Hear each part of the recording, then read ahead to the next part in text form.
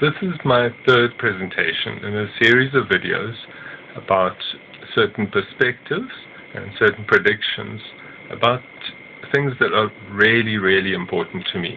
Now, I can guess that an immediate reaction from you might possibly be, well, so what? How would that matter to you? The desire which I presented in my first video of the series is actually so foundational that I would expect that it is also your desire. You can view that video again, but I'm going to just skip past that right now and go to what I presented in my second video, which was the view that our thinking is essentially atheist. Now, this is a view that you may well challenge, and I would welcome it if you would find a way to pass to me to let me know about your challenge to my view that the thinking that humans normally do in everyday things is essentially atheist. I understand that this is the correct view of how thinking happens. So, what I'm going to put to you is like this. My brain does the thinking that I do. My brain is the thinking part, the part of me that actually does the thinking. It's like the brain of any other animal, because we humans are also animals. It's like the brain of any other animal in that it does the thinking for that individual animal. My brain does the thinking for me, your brain does the thinking for you. Now I want you to take a look at a little story that I've thought up. Let's imagine that there is a man, and let's name him Erg. Okay, Erg has a broken brain that's really terrible at prediction. Now, we're imagining Erg with his broken brain. His broken brain tells him, hey, listen, Erg, do you see that microwave oven over there?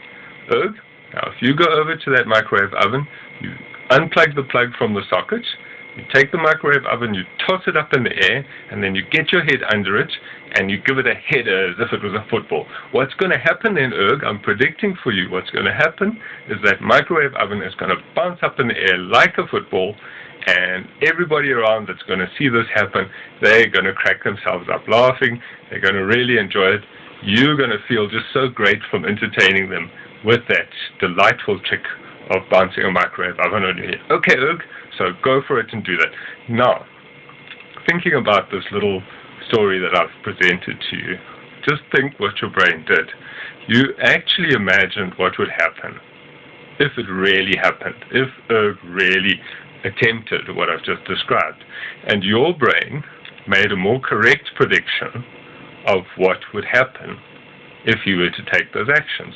If his brain made that weird, crazy prediction, your brain has already predicted what would actually happen. And this is what I'm saying. Your brain, there's a reason why your brain does that. You know, if your father had had a brain like Erg's, which made terrible predictions, he probably would not have survived long enough to impregnate your mother. If your mother had had a brain which made terrible predictions like Erg's predictions, she would probably not have survived long enough to get impregnated, never mind carry you to term and give birth to you. So therefore, you have a brain that is not terrible at making ordinary, rational, atheist predictions because your mother and your father did not have brains that were terrible at making ordinary, rational, atheist predictions about ordinary things. And now, I want to recap over the previous two videos. In the first one, I presented what I want, what I desire, the most fundamental desire. And like I've mentioned earlier in this presentation, I believe it is so fundamental that it's very likely that you, the one watching this and listening to this, that you will share that desire with me.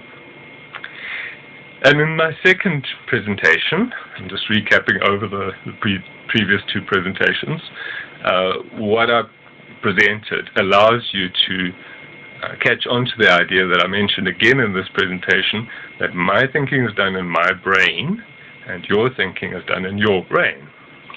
So now what I want to add, and that is why I told the little story of Erg, what I want to add in this presentation is that the nature of the thinking that happens in your brain, that happens in my brain, the nature of that thinking is predictive.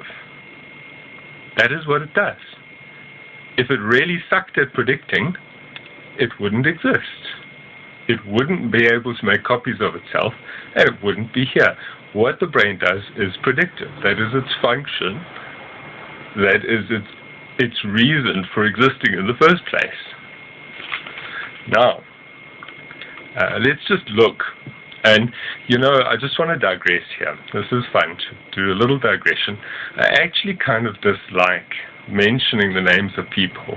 There might be people who've contributed something really significant or really important, but as soon as you mention the name, it kind of distracts from the importance of the concept and of what is being said now in the moment.